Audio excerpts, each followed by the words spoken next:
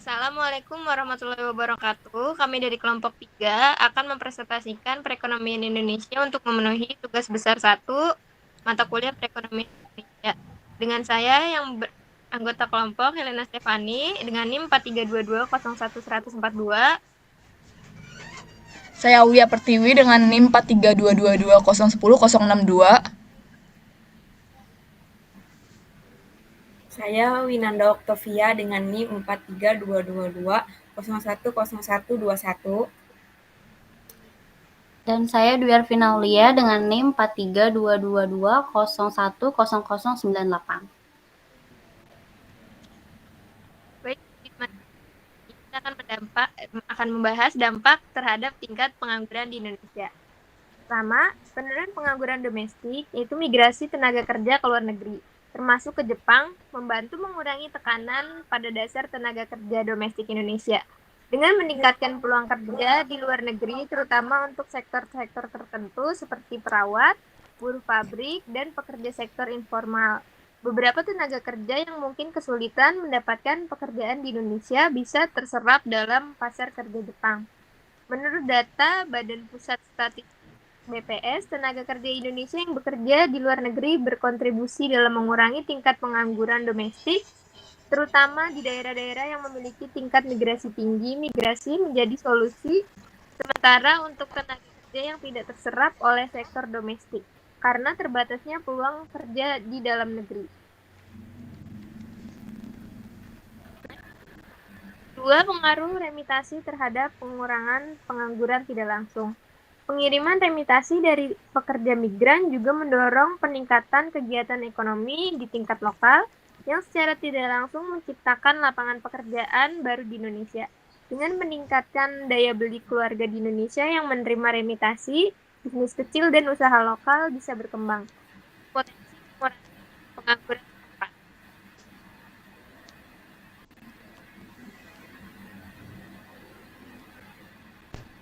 Dampak terhadap tingkat pengangguran di Jepang. Pertama, mengisi kekurangan tenaga kerja.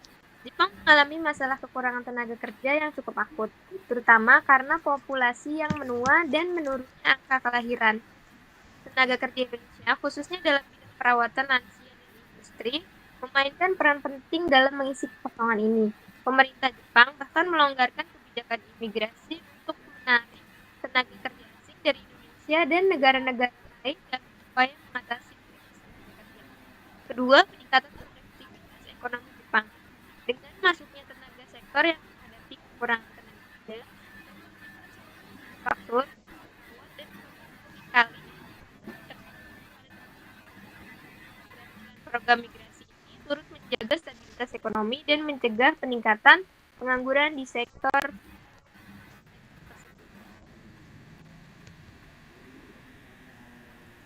Lalu di sini ada tabel tingkat pengangguran berdasarkan kelompok umur dari tahun 2021, 2022, 2023. Umur 15 sampai 19 tahun itu di tahun 2021 ada 23,91, 2022 itu 29,08, 2023 itu ada 25,77. Terus yang umur 20 sampai 24 tahun itu 2021 itu ada 17,73, 2022 itu ada 17,02, 2023 ada 16,85. Umur 25 sampai 29 tahun itu ada tahun 2021 ada 9,26, tahun 2022 ada 7,13, tahun 2023 itu ada 3,15. Lalu yang umur 30 sampai 34 tahun itu tahun 2021 itu ada 5,43, 2022-nya 3,70, tahun 2023-nya itu ada 3,55. Lalu yang umur 35 sampai 39 itu tahun 2021 ada 4,02, tahun 2022 itu ada 2,43, tahun 2023 ada 2,54. Yang umur 40 sampai 44 tahun yang tahun 2021 ada 3,42, 2022 ada 2,43, yang 2023 ada 1,82. Umur 45 sampai 49 tahun tahun 2021 ada 3,30, tahun 2022 ada 2,33, tahun 2023 ada 1,80. Umur 50 sampai 54 tahun itu tahun 2021 ada 2,18, tahun 2022 ada 2,38, tahun 2023 ada 1,79. Umur 50 sampai 59 tahun tahun 2021 ada 1,98, tahun 2022 ada 2,37, tahun 2023 ada 1,52. Umur 60 tahun ke atas itu tahun 2021 ada 2,73, tahun 2022 ada 2,8, tahun 2023 ada 1,28. Lalu rata-ratanya ada tahun 2021 itu 6,49, tahun 2022 ada 5,86, tahun 2023 ada 5,32.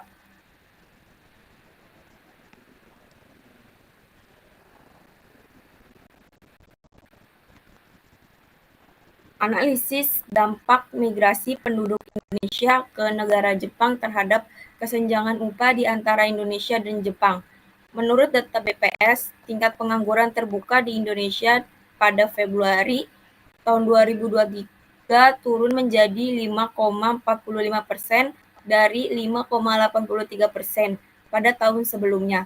Sementara itu, terkait migrasi pekerja, Jepang menjadi salah satu tujuan utama bagi pekerja migran Indonesia, terutama melalui program pemagangan hingga September tahun 2023 terdapat peningkatan signifikan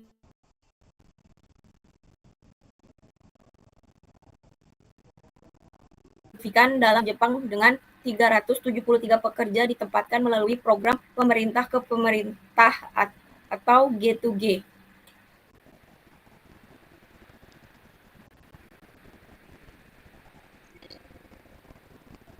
Lalu di sini ada dampak migrasi Jepang terhadap pertumbuhan ekonomi Indonesia yang ada di Indonesia. Dampak positifnya, 1. Migrasi bisa menambah sumber daya manusia di wilayah tujuan. 2. Lapangan kerja. Investasi Jepang menciptakan banyak lapangan kerja bagi masyarakat Indonesia, baik di sektor industri maupun jasa. 3. Transfer pengetahuan. Adanya perusahaan Jepang di Indonesia juga mendorong transfer pengetahuan dan keterampilan kepada tenaga kerja lokal. Dampak negatif, 1. Migrasi bisa menyebabkan penumpukan penduduk dan memadati hunian. 2. Migrasi yang tidak terkendali juga bisa menyebabkan persaingan kerja yang ketat. 3. Persaingan tenaga kerja tenaga kerja Jepang ke Indonesia bisa meningkatkan persaingan di pasar tenaga kerja yang kadang-kadang dapat merugikan pekerja lokal.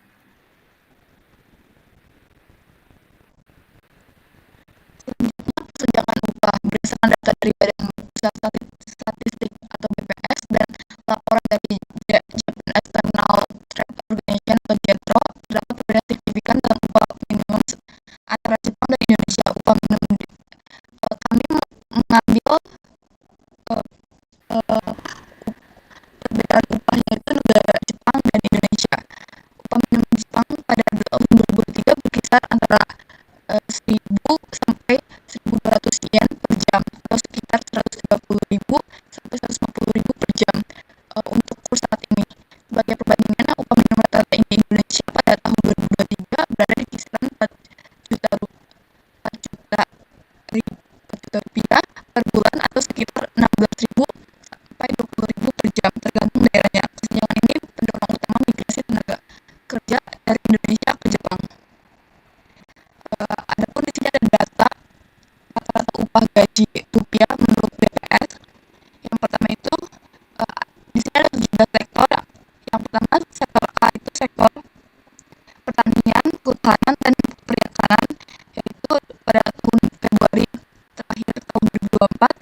Rp2.236.45. Terus sektor B ini pertambangan dan penggalian yaitu Rp4.944.886. Yang sektor C itu industri pengolahan Rp3.026.413. Sektor D pengadaan listrik, gas, uap atau air panas dan udara dingin itu di Rp4.853.131. Yang di sektor E ada treatment air limbah, treatment dan penggunaan material sampah dan aktivitas. Itu ada di Rp2.692.869. Yang di sektor F konstruksi perdagangan besar dan eceran, terus reparasi mobil dan sepeda motor itu ada Rp2.945.227. Di sektor G perdagangan besar dan eceran, transportasi dan sepeda motor. Sektor H itu di Rp3.631.764. Sektor I penyediaan akomodasi dan makan minum Rp2.240.940. Sektor J informasi dan komunikasi itu Rp4.736.936. Sektor K aktivitas keuangan dan asuransi Rp5.154.872. Sektor L real estate itu di Rp4.313.920.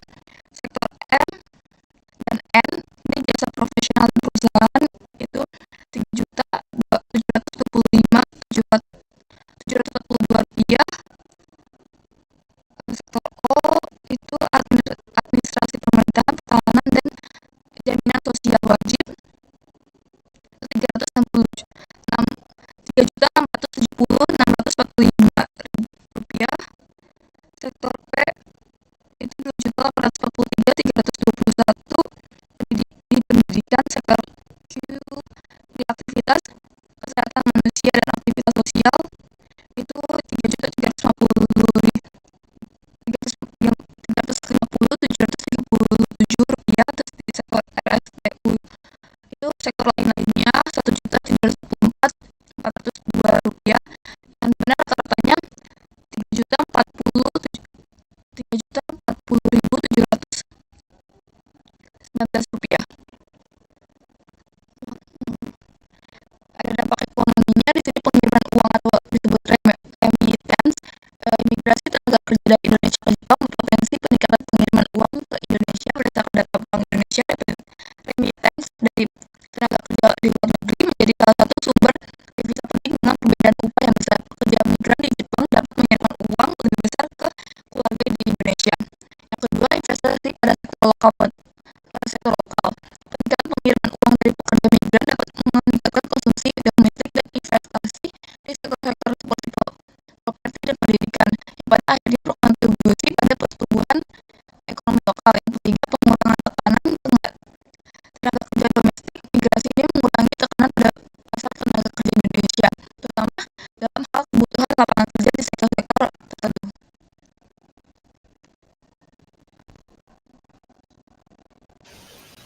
Selanjutnya ada dampak sosial. Yang pertama ada ketergantungan pada pekerja migran. Jepang semakin mengandalkan tenaga kerja asing untuk mengisi kekosongan di berbagai sektor seperti manufaktur dan perawatan lansia, mengingat populasi Jepang yang menua dan menurun. Yang kedua ada kesenjangan keterampilan, yaitu migrasi dapat memperburuk kesenjangan keterampilan di Indonesia jika pekerja terampil lebih memilih bekerja di luar negeri karena insentif upah yang lebih tinggi. Yang terakhir ada pengaruh budaya. Migrasi juga dapat menghasilkan pertukaran budaya antara pekerja Indonesia dan masyarakat Jepang yang berpotensi mempengaruhi hubungan antar bangsa dan persepsi antar budaya.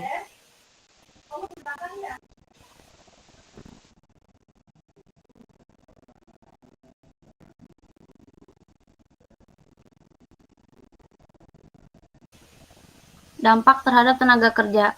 Kesejahteraan pekerja migran dari Indonesia di Jepang seringkali bekerja dalam kondisi sulit, seperti pekerjaan dengan jam panjang dan keterbatasan hak pekerja, walaupun mereka mendapatkan upah lebih tinggi dibanding bekerja di Indonesia. Selanjutnya ada perubahan demografi. Perubahan demografi tenaga kerja Jepang mulai mengalami peningkatan tenaga kerja asing yang pada akhirnya bisa mengubah demografi tenaga kerja di negara tersebut, sementara Indonesia mungkin kehilangan sebagian tenaga kerjanya yang berpotensi lebih produktif. Kesimpulan dari pemaparan materi kami adalah migrasi tenaga kerja di Indonesia ke Jepang memiliki dampak yang signifikan terhadap perekonomian, pasar tenaga kerja, dan aspek sosial kedua negara. Migrasi tersebut membantu menurunkan tingkat pengangguran di Indonesia melalui penyerapan tenaga kerja di Jepang dan meningkatkan ekonomi lokal melalui pengiriman remitasi di Jepang. Kehadiran tenaga kerja Indonesia mengatasi kekurangan tenaga kerja di sektor-sektor yang sangat membutuhkan seperti perawatan lansia dan manufaktur, sehingga menjaga stabilitas produktivitas ekonomi. Namun, tantangan tetap ada, termasuk persaingan di pasar tenaga kerja lokal, potensi kehilangan tenaga kerja terampil di Indonesia, dan kondisi kerja yang menantang bagi pekerja migran. Meski demikian, jika dikelola dengan baik, migrasi ini dapat membawa manfaat ekonomi yang besar dan memperkuat hubungan bilateral antara Indonesia dan Jepang. Sekian pemaparan dari kami, kurang lebihnya mohon maaf. Wassalamualaikum warahmatullahi wabarakatuh.